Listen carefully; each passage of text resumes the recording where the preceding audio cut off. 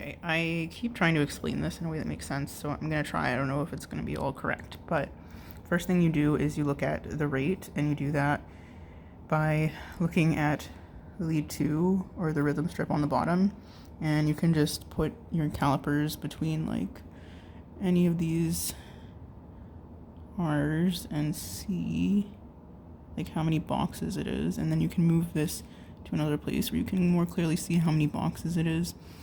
And it's important to remember the series of numbers: 300, 150, 100, 75, 60, 50, 40, 30. I think that's the numbers you want to remember. So if you're looking here where the calipers are, you can see that it's, let me just like try to write something. I don't know if this is working, but it's like 300, 150, 100, and the next line over would be 75. So the rate is slower than 100 but greater than 75. So I don't know, I'm gonna say it's like 90 or something. And then after that you would look at the rhythm. So down on the bottom you can see there's P waves, and so it's a sinus rhythm. And then next I would look at the axis. So the way I learned this was like the thumb rule, where you just look at lead 1 and AVF, and it's like if it's pointing, so if you look at lead 1 and you look at AVF, like the R's are like pointing towards each other, I guess. So it's like right axis deviation. But that's not the way that, I don't know, that's not a sophisticated way of doing it. And if you look here, if you remember this circle, then it's like, it's all about vectors. And I never understood this. And I feel like nobody ever explained it well to me until like my attending did. So if you're looking at, lead 1, like the isoelectric line is probably like here.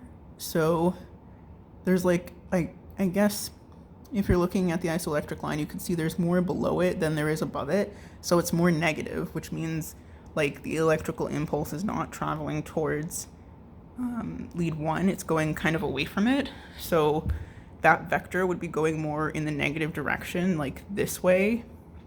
And then if you look at EVF, I don't know if this is focusing properly, you can see that it's totally positive. So like, I don't know, the isoelectric line is probably there, and then this is totally above that, so it's positive. And if you look here, that would mean AVF would be, I'm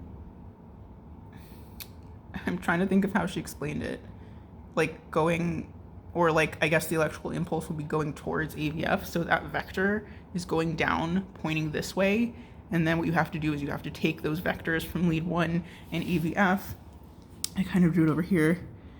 This is hard to do with this thing. Anyway, so lead 1 is more in a negative direction, and AVF is in a positive direction here. And so the net vector is going this way. It's more, I don't know. I think I'm explaining it properly, but I don't really know. So I guess the net vector would be like in this direction.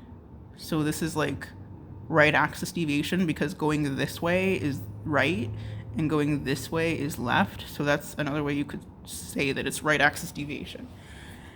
And then after you've looked at the rate, the rhythm, and the axis, then you want to look at like the lengths of the like intervals and all of that stuff. So if you look at this, you want to know like the PR interval, like the PR segment, the QRS interval, the ST segment, the QT interval, all those things. So first let's look at, and actually you look at like the P wave too, I think, but like when I was going through this with my attending, the first thing was we looked at like the PR interval. and the PR interval should be less than or equal to 5 small boxes, and the QRS interval should be 3 small boxes, and then the QT interval should be like less than 8 small boxes. So if we then come back over here, I don't know if it's focusing properly, and look at the PR interval, it's from like, let me find a good one. It's like from the beginning of a P wave to the beginning of the QRS complex, which is like this. And then you can just see how many boxes that is by looking here. And it's like 1 big box and 2 small boxes. So that's, each small box is 0.04. So a big box is 0.5. So it's like 0.09. And I guess that's a little bit longer than it should be. And then for the QRS, you would look at, I don't know, I can't do this. It's hard for me to do this. Here and here. And this should be less than 3 small boxes. So it is, which is good.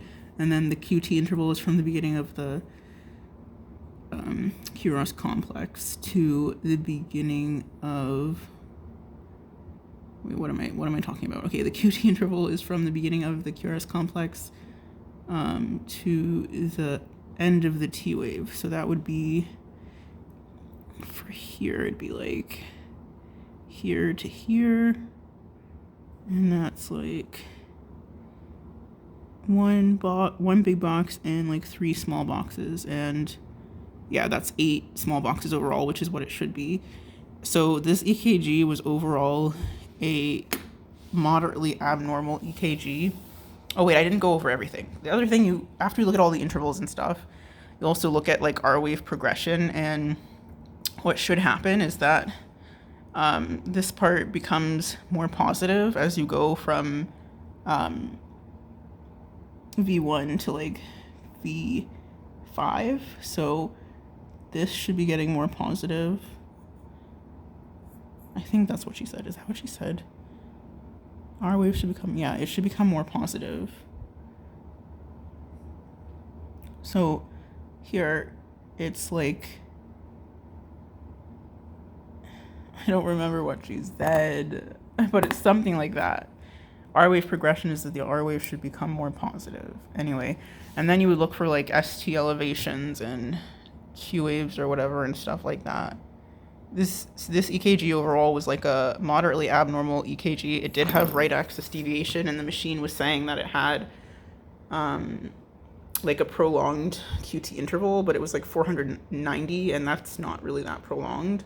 That's not prolonged. Like, as I understand, at least like 500 is prolonged. So anyway, I tried. This is a crappy video. I'm just gonna post it for myself to help myself.